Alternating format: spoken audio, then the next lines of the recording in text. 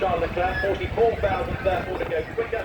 He comes into Stowe, it's not looking good so far, but he's had dramas at Vale in the past. He comes now down towards the end of it, just a slower car up the road that he might just be able to avoid before he gets to the timing line. It is Charles Leclerc who is the fastest on a 1:44.844. Max Verstappen comes out of front, he's about to come across the timing line, and he goes on to pole position. 1:42.996.